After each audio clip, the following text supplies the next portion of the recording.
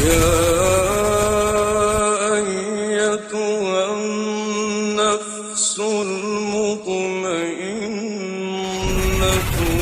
ارجعي إلى ربك راضية مرضية فادخلي في عبادي وادخلي جنتي. Chers frères et sœurs, à plusieurs reprises dans les prêches du vendredi, nous avions parlé de l'adoration du cœur. Nous avions dit que l'adoration ne se limite pas uniquement à certains actes rituels qui sont accomplis par le corps, mais il y a plusieurs adorations qui reviennent au cœur. Lorsqu'on parle de la crainte de Dieu, de l'amour de Allah Azza wa Jal, du fait de placer sa confiance en Allah Azza wa Jal, il s'agit d'adorations qui ont un rapport avec le cœur. Et aujourd'hui, nous allons parler d'une de ces adorations qui sont de loin les plus importantes dans la vie religieuse, dans la vie spirituelle, dans la vie tout court du croyant et dans son cheminement vers Allah Azza wa Jal. Il s'agit de la satisfaction que peut ressentir le musulman envers Allah Azza wa Jal, être satisfait de Dieu. À chaque fois qu'on entend l'adhan, nous terminons par un dua dans lequel chacun de nous va dire Raditu billahi rabba, j'ai agréé ou je suis satisfait de Dieu comme Seigneur. Et je suis satisfait et j'ai agréé l'islam comme religion. Et je suis satisfait et j'ai agréé le prophète Mohammed sallallahu alayhi wa sallam comme messager. Bien entendu, c'est une attestation qui est très importante. Mais encore faut-il que chacun de nous se pose la question, est-ce que cette attestation est conforme à son état d'âme? Est-ce qu'elle est conforme à ce qu'il ressent envers Allah Azza wa Jal, envers la religion d'Allah Azza wa Jal et envers le messager d'Allah Azza wa Jal? Ou est-ce qu'il y a un grand fossé entre les deux? Il ne suffit pas de répéter des phrases, des slogans, sans pour autant que notre âme en soit imprégnée. Donc lorsque je dis que j'agrée Allah Azza wa Jal comme Seigneur, je suis satisfait d'Allah Azza wa Jal comme Seigneur, ceci suppose plusieurs engagements dont nous allons essayer de parler. Bien entendu, le contraire d'Or-Rida, c'est l'insatisfaction. C'est être insatisfait de Dieu comme Seigneur ou être insatisfait de la religion d'Allah Azza wa Jal ou de certaines prescriptions de la religion d'Allah Azza wa Jal. Si on est dans cet état-là, c'est qu'on n'a pas ce vrai agrément, c'est qu'on n'a pas la foi tout court. Donc, je disais que lorsqu'Allah Azza wa Jal instaure quelque chose, prescrit quelque chose, on n'a pas à discuter là-dessus et on n'a pas à avoir de gêne. Même si cette prescription va à l'encontre de ce que je veux ou à l'encontre de mon intérêt. J'ai un intérêt à ne pas suivre l'ordre d'Allah Azza wa Jal sur telle chose, mais je dis non. J'ai attesté que je suis satisfait de la religion de mon Seigneur, donc je ne peux que m'incliner devant sa décision et devant sa prescription, même si elle ne me convient pas, même si elle va à l'encontre de mes intérêts. Et c'est là où les musulmans, parfois, lorsqu'ils sont testés là-dessus, on va voir s'ils ont vraiment cette satisfaction de la religion de Dieu qu'ils prétendent à longueur de journée ou pas du tout. Donc, chers frères et sœurs, pour que nous puissions respecter cette satisfaction que nous prononçons tous les jours envers Allah Azza wa Jal, il faut satisfaire de deux choses. Il faut être satisfait de la législation d'Allah Azza wa Jal, de la religion qu'Allah Azza wa Jal a agréée pour nous, et être satisfait de ce qu'Allah Azza wa Jal nous a prescrit comme destin. Voici deux conditions sine qua non pour que notre satisfaction d'Allah Azza wa Jal soit complète. Être satisfait de la religion musulmane, lorsque tu dis je suis satisfait, j'agrée Dieu, ou bien j'agrée Allah comme Seigneur, j'agrée l'islam comme religion, j'agrée le prophète Mohammed sallallahu alayhi wa sallam comme messager, c'est que je me soumets à ces règles, aux prescriptions qu'il m'a révélées. Et la deuxième chose, c'est que je dois être satisfait de ce qu'Allah Azza wa Jalla m'a prescrit dans mon destin. Les états par lesquels je passe dans ma vie, je dois en être satisfait. Allah Azza wa Jalla dit, il n'appartient pas à un croyant ou à une croyante, une fois qu'Allah et son messager ont décidé d'une chose, d'avoir encore le choix de leur façon d'agir. Tu n'as pas à avoir le choix de ta façon d'agir lorsqu'Allah Azza wa Jal a décidé une chose, ou t'a appelé à quelque chose, ou t'a ordonné quelque chose. Sinon, tu désobéis à Allah Azza wa Jal, et sinon, donc tu seras non conforme à l'attestation de foi que tu prononces tous les jours. Et Allah Azza wa Jal dit aussi à ce propos, par ton Seigneur, ils ne seront pas croyants aussi longtemps qu'ils ne t'auront demandé de juger de leurs disputes et qu'ils n'auront éprouvé nulle gêne pour ce que tu auras décidé et qu'ils se soumettent complètement à ta sentence. Qu'ils se soumettent complètement à ta sentence. Et il nous arrive parfois dans notre vie, lorsqu'on voit que l'islam dit quelque chose et que cette chose-là va à l'encontre de nos intérêts, on rejette cette chose, ou bien on ressent une gêne. Et parfois on va aller chercher qui va nous donner une autorisation, une dérogation quelconque pour contourner l'ordre d'Allah Azza wa Jal. Et là ça montre qu'il y a une défaillance au niveau de notre foi et une défaillance au niveau de la satisfaction que nous devons avoir envers la religion de Allah Azza wa Jal. Chers frères et sœurs, on a dit que la première condition pour satisfaire l'agrément envers Allah Azza wa Jal, c'est le fait d'agréer sa religion, d'agréer les prescriptions qu'il nous a révélées. La deuxième chose, c'est d'agréer le destin dans lequel Allah Azza wa Jal nous a mis. Nous évoluons sur cette terre et nous savons que nous passons tous par différentes étapes et différents états. On passe par des états de bienfaits et par des états d'épreuves, par des états qui nous procurent le contentement, qui nous procurent l'agrément, et par des états parfois qui nous procurent la douleur, qui nous procurent la souffrance.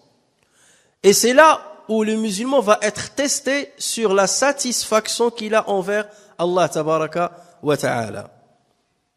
C'est que le musulman normalement doit être dans le même état de foi et dans le même état de la confiance qu'il place en Allah tabaraka wa ta'ala, qu'il soit dans la facilité ou dans l'adversité. Il reste stable. S'il est dans ce cas-là, c'est qu'il a manifesté la vraie satisfaction qu'il prononce tous les jours envers Allah tabaraka wa ta'ala. L'imam Ibn al-Qayyim dit, on ne peut avoir la vraie satisfaction envers Dieu que lorsqu'on respecte trois conditions.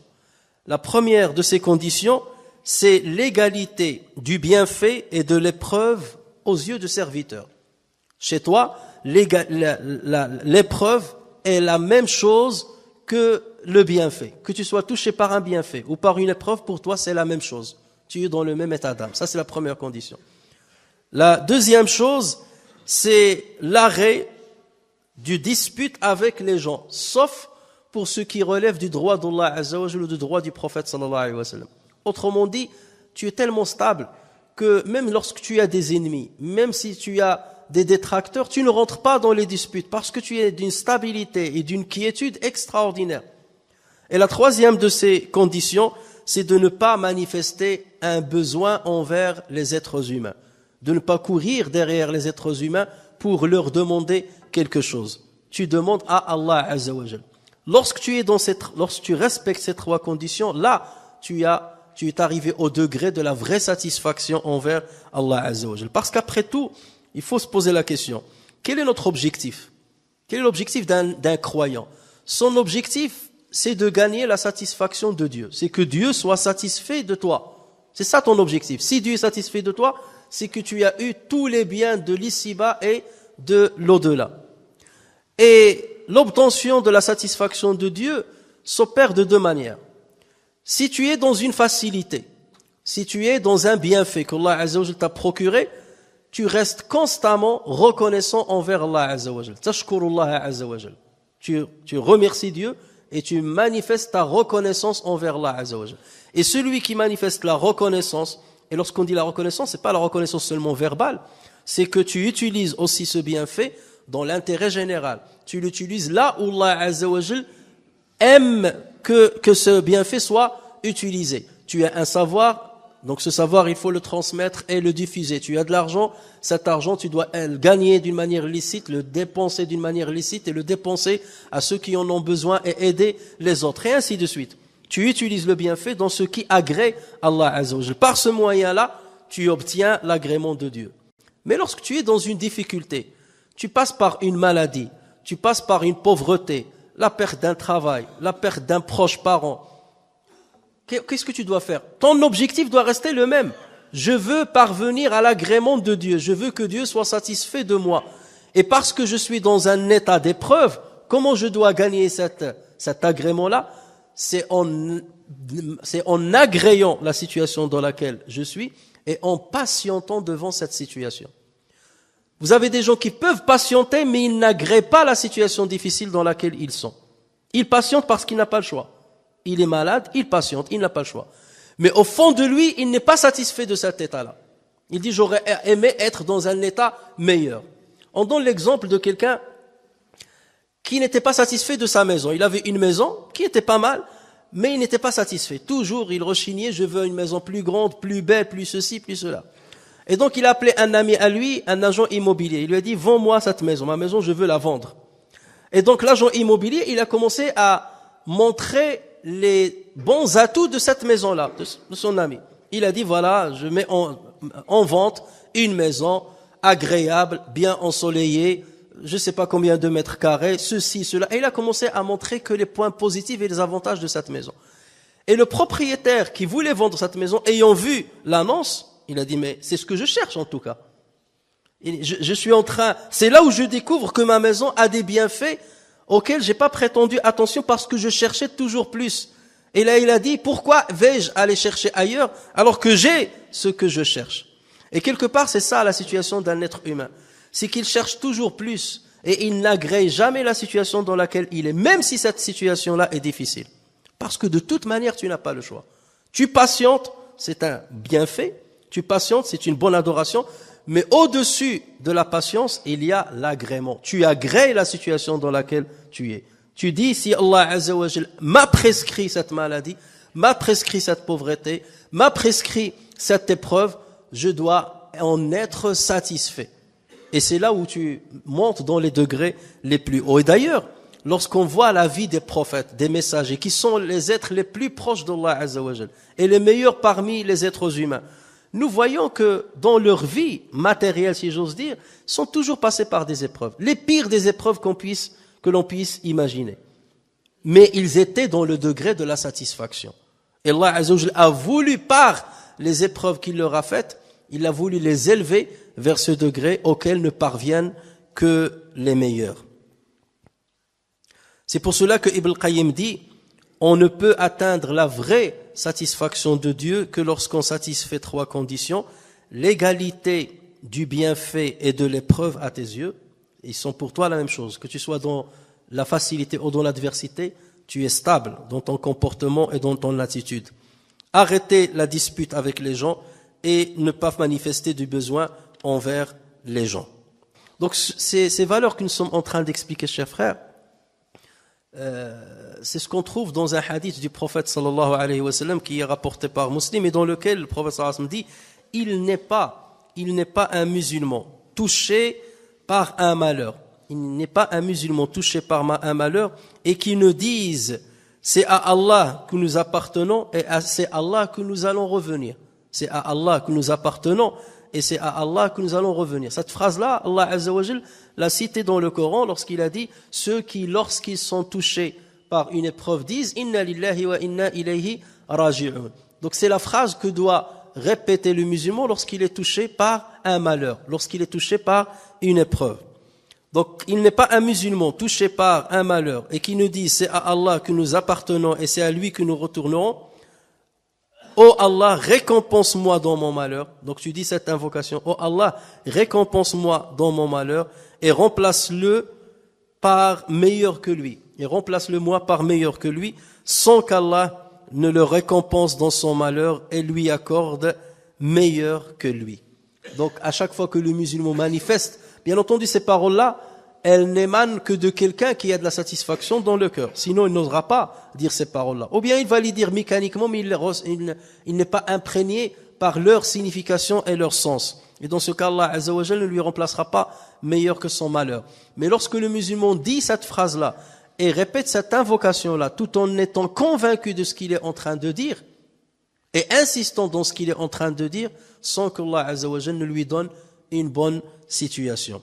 Omar ibn Khattab a envoyé une lettre à son gouverneur en Irak, Abu Moussa al-Ash'ari radiyallahu anhu, et il lui a dit: Innal khayra kullahu fi ar-rida. Le bien entier réside dans la satisfaction. Le bien entier, tout le bien d'ici-bas et de là, réside dans la satisfaction.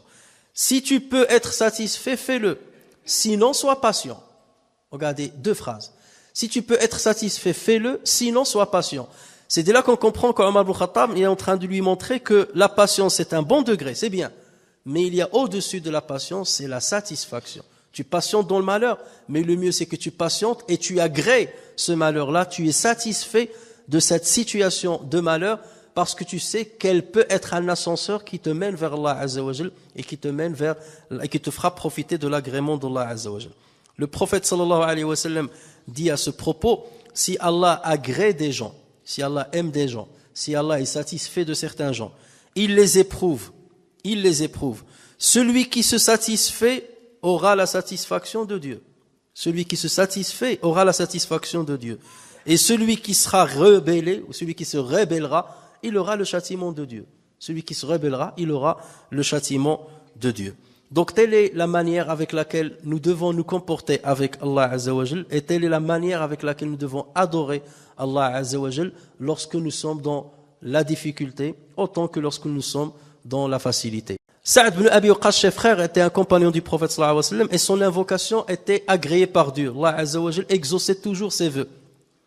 Et les gens venaient le voir pour qu'il invoque Allah Azza wa Jal pour eux, puisque son vœu était exaucé. Et à la fin de sa vie, il a perdu la vue.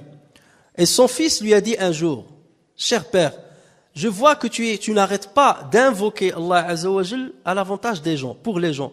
Pourquoi tu n'invoques pas Allah Azza wa Jal pour qu'il te restitue la vue? Au moins que tu commences par là. Demande à Allah de te restituer la vue. Et regardez la réponse de celui qui est satisfait de l'état dans lequel Allah Azza wa Jal l'a mis. Il lui a dit: fiston, l'agrément de Dieu, ou bien le destin des dieux m'est plus agréable que ma vue. Le destin de Dieu m'est plus agréable que ma vue.